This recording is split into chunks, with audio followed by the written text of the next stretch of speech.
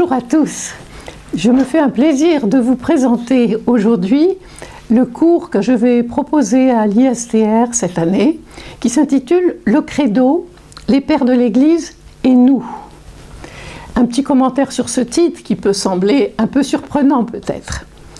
La première nécessité en commençant le cours est bien de se mettre d'accord sur ce qu'est un credo. Ce verbe latin qui signifie « je crois » nous renvoie à la fois à nos credos officiels, mais aussi à ces credos que nous portons tous en nous, à ces expressions plus spontanées de notre foi, nos interpellations, nos réflexions, nos hésitations.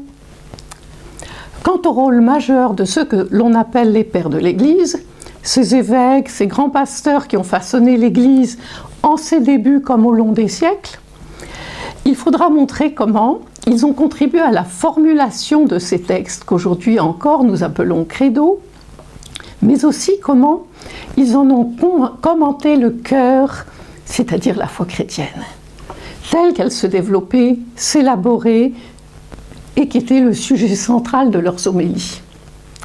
Pour saisir cette importance des pères, mais aussi de quels pères nous parlerons, il faut bien comprendre que nous évoquerons aussi bien ces pères anciens qu'étaient Irénée de Lyon, Grégoire de Nazianze, Augustin d'Hippone, que ces pères modernes que sont Henri de Lubac ou Joseph Moins et bien d'autres. Pour donner une petite idée de ces rapprochements et comparaisons, on peut citer cette phrase de Joseph Moins, ce grand jésuite qui vient de mourir à 104 ans. Il dit de façon très significative « Si la foi ne bouge pas, la pensée de la foi, elle, bouge.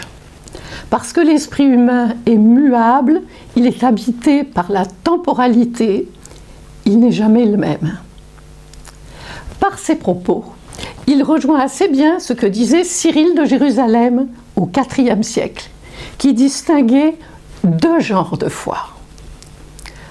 Il nous dit, le premier genre de foi est celui qui se rapporte au dogme. Il y a un deuxième genre de foi, celui qui nous est donné par le Christ à titre purement gracieux. Toi, donc, possède cette foi qui dépend de Dieu et qui te porte vers lui.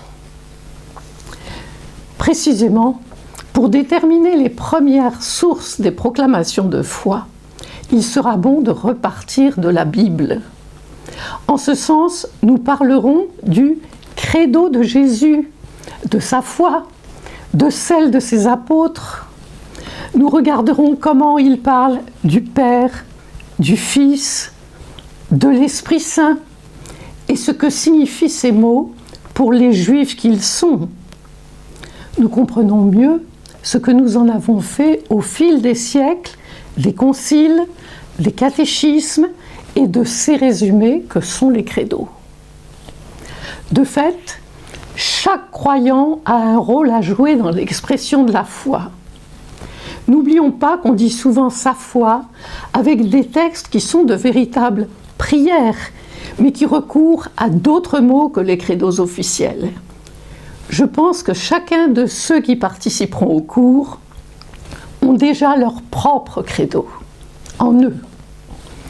Credo à creuser, peut-être à écrire. Voilà un programme riche qu'on essaiera de faire tenir en 15 heures de cours. Je distribuerai lors du premier cours un plan détaillé, une bibliographie, et je donne rendez-vous à tous ceux qui sont intéressés pour le premier cours le 10 octobre. Le cours dure 3 heures, de 9 h à midi. Mais vous aurez tous les renseignements auprès du secrétariat. À bientôt.